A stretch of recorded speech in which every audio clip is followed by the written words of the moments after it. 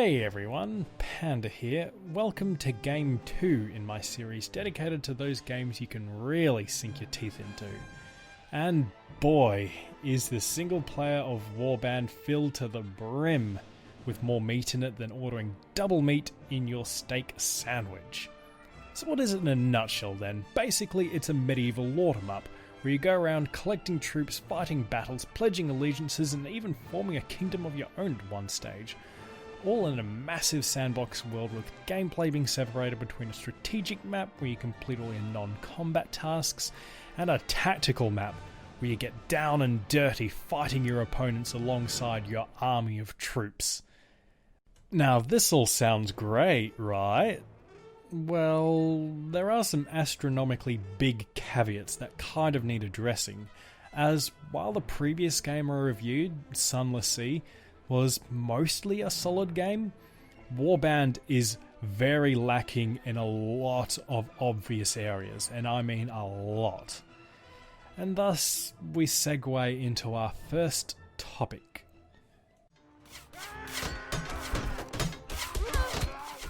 So the characters and the story in Warband are all vibrant and unique, with a surprising amount of depth and emotional weight to them. No, actually there's next to no story and characters in Warband. Well, actually, no, that might be a bit too harsh. There is story here, certainly, as well as there's plenty of characters that are in the game. But when it boils down to it, every character just blurs into one big generic lump and the story never really grips you at all. In fact, it all seems very gamey, as if they were just simply justifications for game mechanics instead of living, breathing people and places that immerse you into the world. These are not the highlights of the game by any stretch of the imagination. Thus, you should avert your eyes if story and character development is a big part of gaming for you, as you are going to find nothing of the sort here.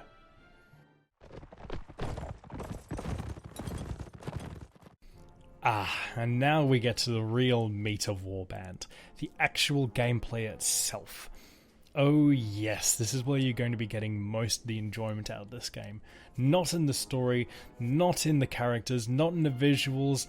I'll get into that in a minute, they're really goddamn awful, as you can probably tell already. Right here, the gameplay is just fantastic. The enjoyment you get out of it is superb. There's so much to get yourself addicted to here that I'm honestly at a bit of a loss as to where I should start discussing the gameplay here, as there's just so much to talk about. So I guess I should start out with the actual combat itself, to which it is where most of the big deciding factors of the game actually play out. Whether you capture a town, defeat and loot an army, have your army massacred to a man, or your character get dragged off in chains, what happens in the combat thus holds a lot of weight outside of itself, yeah? So it follows that since this is mostly army versus army sort of affairs, that there must be some good tactics and good mechanics to facilitate those tactics, yeah? And for the most part, it's a bit of a mixed bag. An example of tactics you can use in the game is stationing your infantry on hills to lessen the effectiveness of enemy cavalry crashing into them, or using your own cavalry to rout the enemy or run them down. These tactics are very basic, however, and are done via a hotkey/light interface system that's very overly simplistic, as you can only really tell troops to stand still, charge, or retreat. This is no Total War, that's for sure, though admittedly, it does suit you being an actual character in the game quite nicely, as it keeps the need for controlling the troops to a minimum, freeing you to lay into the enemy without having to constantly adjust your troops. Speaking of the fighting, good God is it satisfying just wading in there with your own troops, feeling like Gimli as you hack through dozens upon dozens of enemies, or running enemies down on horseback, or even one-shotting enemies with an elusive headshot. God, is it satisfying to fight enemies in Warband, and it has some really deep mechanics to back it up, with you having to block from where opponents are swinging from, to being able to feign attacks to get around opponents' blocks, to even the choice of weapons which can be more effective at certain tasks. For instance, axes are super effective against shields, able to destroy them really quickly. Hammers can crush through enemy blocks. Lances and spears are super effective on horseback and also have higher reach than other weapons. Shields allow you to close the gap with archers that would destroy you from a distance otherwise. And the list goes on. You're certainly not lacking in variety of implements to kill your enemies with, that's for sure. And the only real issue I have with fighting is how little your enemies react to being hit. For instance, if you run down an enemy on horseback, you would expect to see like their head to go flying off, or for their body to get catapulted away as you whack them with a hammer. But no, they just sort of crumple on the spot and unsatisfyingly just lie down on the ground. It's not exactly very satisfying. But regardless, the combat still feels great, and the sounds of battle ringing in your ears is just so goddamn satisfying, especially when you get onto battlements with enemies just lining up one after the other for you to just swing your mighty battle axe and just slaughter every single one of them to a man. As you can tell, I'm very, very, very, very in love with the combat in this. It's almost as good as Chivalry in my opinion, though to be honest nothing can top Chivalry, but that's a game for another time. Regardless, combat is great. If you like fighting in a medieval sort of environment with crossbows and axes and getting up close and personal with enemies, then God, is this the sort of game for you. Now, with that in mind, everything is powered by the game's progression system, its talents. These dictate how good you are at tasks, from how hard you are to kill, what weapons you can use, how easily you can trade and manipulate people. It's these stats that pretty much govern how good you are at every task in the game.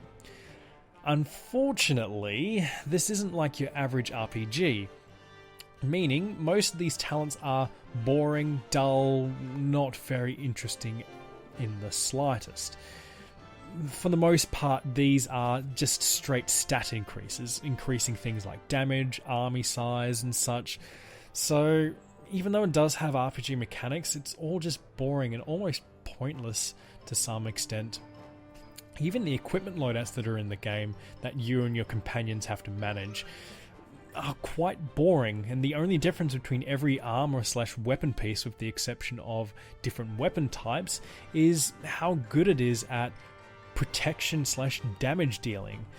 Thus, it's not very interesting at all, and you shouldn't really be playing this game for its progression system at all. So to sum up the combat, if you love medieval sort of battles and big gigantic fights, this is the sort of game for you.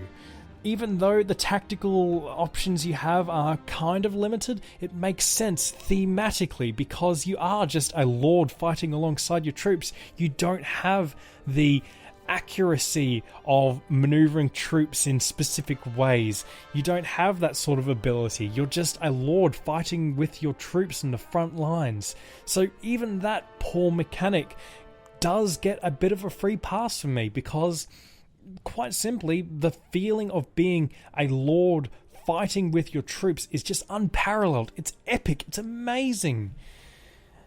And if you don't like the strategy side of things, which I'll talk about after this, I should say, you can find a lot of enjoyment in the multiplayer of this game, as there's a thriving multiplayer scene still in America that I wish I could partake in, but unfortunately, since I live in Australia, the scene's kind of a bit dead over here, unfortunately. So I wish I could talk more about the multiplayer side of things, but from the looks of it, it looks great. Yeah, there's no problems in the multiplayer aspect that I can see, though you might want to get a second opinion on that.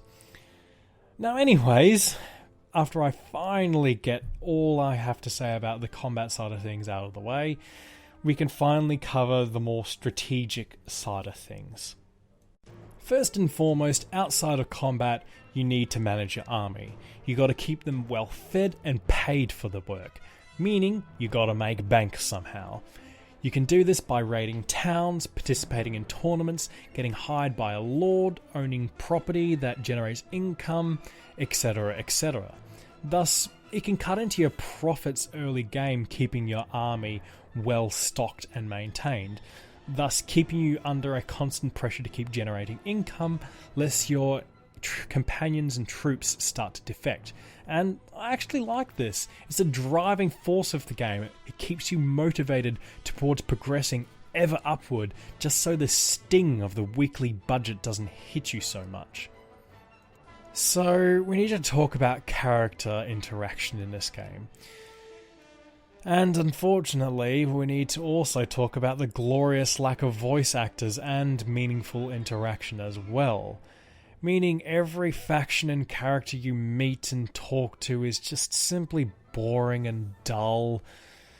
Everything is based on a like system, where even if you're liked by someone and you can get away with some acts, recruit them to your empire, or just get them to do stuff for you, you need to farm that like. It's like reputation grinding in World of Warcraft.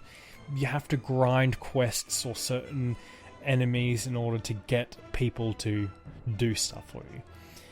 As you can imagine, this is a very mind-numbing and tedious task. It's just simply boring to farm disposition, and ultimately you'll only just do it for a handful of lords just so you can get benefits from them, such as marrying them or hiring them into your faction. Not exactly robust or interesting character interaction here, that's for sure. So with character interaction being worse than dirt, there really isn't much outside of the combat that can be talked about in depth. There's a lot to the strategic side of Warband that there's just too much to talk about. There's too many small little details there. You can of course own land, you can of course build an army, manage your characters, go and fight in tournaments and arenas and such. There's just simply too much to cover in a review like this, so I'll just mention these things in passing like that. But you've no doubt noticed that I've mentioned quite a lot of negative aspects to this game, and I've still got more negative things to say. So you might be wondering, why am I recommending this game to you? Well, for me at least, the feeling of you being a lord in this game and how the game comes together, making the whole greater than the sum of its parts, well makes the game for me. It provides an experience that I haven't really experienced in other games before. It's quite unique in that sort of aspect, how you going around being a warlord that's going and conquering lands and adding them to your territory eventually when you get to that point, it genuinely does feel quite satisfying, especially when you've got your own lords running around with you. You can boss people around, tell them to go and do things. You can go and manage your individual castles and garrisons and such, and it's quite the unique sort of game in that regard. Even though if you were to pick apart individual features, you might think, yeah, this has got a lot of negative aspects to it, but in general, when it all comes together, the experience is just fantastic, and I cannot recommend it enough in my opinion. Now, after gnawing your ear off about all the gameplay, you can understand why I feel this game is a bit hard to get into. It requires a lot of time to even get you set up as Lord with lands, let alone be a monarch that doesn't get bullied into extinction the moment your kingdom sets up shop. In fact, a complete playthrough from start to finish can take you upwards of 80 hours from where you're a lowly mercenary to ruling over the whole continent. It can take much more on your first time, considering there's a lot the game doesn't explain too well, such as what all the individual nuances of the talents actually do. So this might not be a cup of tea unless you can consistently dedicate hours upon hours into progressing in Warband, but if you can, the gameplay of Warband is quite worth your time.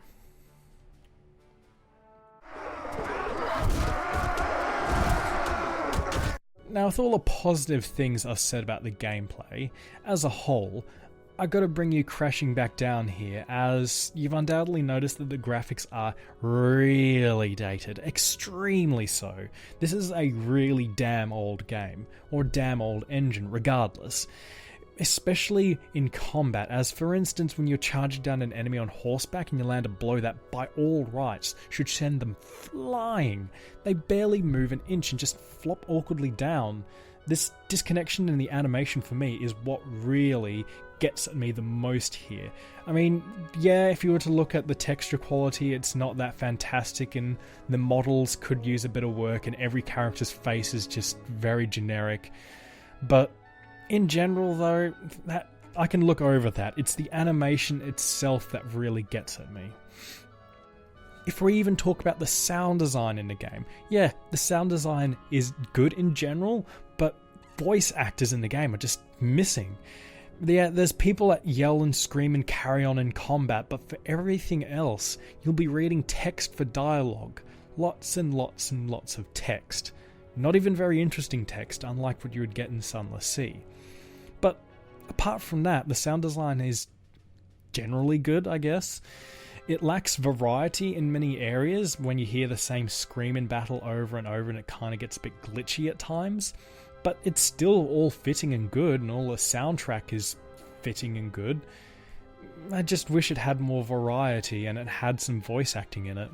So to summarise the visuals and the sound, it's a very dated game. Don't expect too much here. You might be able to get some mods that improve the sound design and the visuals, but the base game isn't that very crash hot by any stretch of the imagination, unfortunately.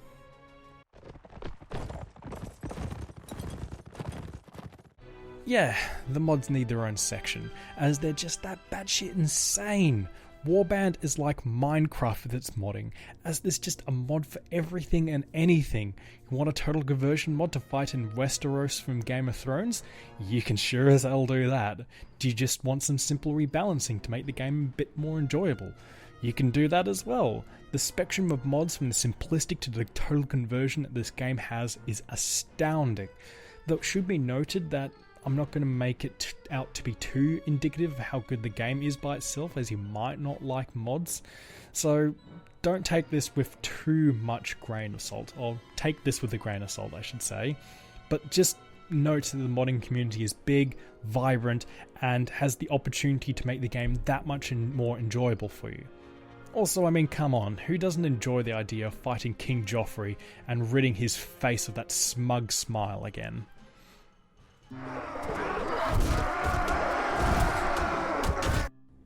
All in all, Warband is actually a bit like a Mars bar, or a Snickers bar if that's your thing.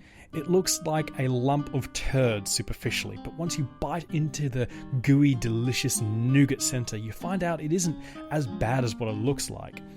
I guess what I'm trying to say here is, screw the graphics, screw its dated aspects, this game is just too fun to ignore. Although something I should mention that might sway you as to whether or not you should buy Warband is that there is a sequel for Mount and Blade coming out in a year or so called Bannerlord, and by all accounts it looks to fix every issue I've mentioned here with modern graphics, better engine, better sound design, better gameplay and combat. It could very well be my game of the year whenever it's released. In fact, I'm looking forward to that about as much as Fallout 4, if you can believe it or not.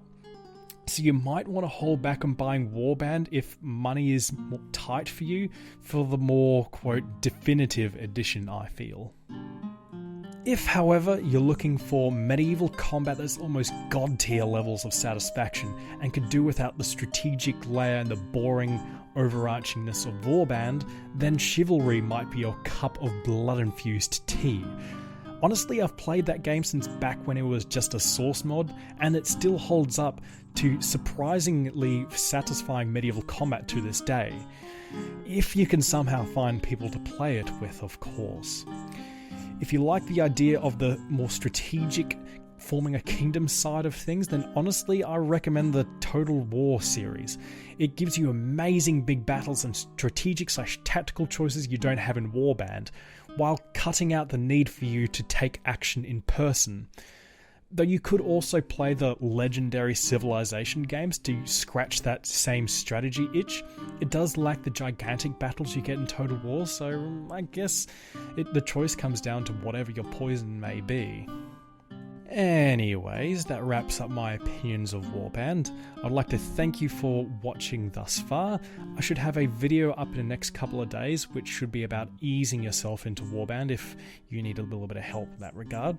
So you might want to subscribe to stay up to date in that regard. Regardless if you do or do not, my name is Pandaloo. I would like to thank you again for watching, and I hope you all have a wonderful day.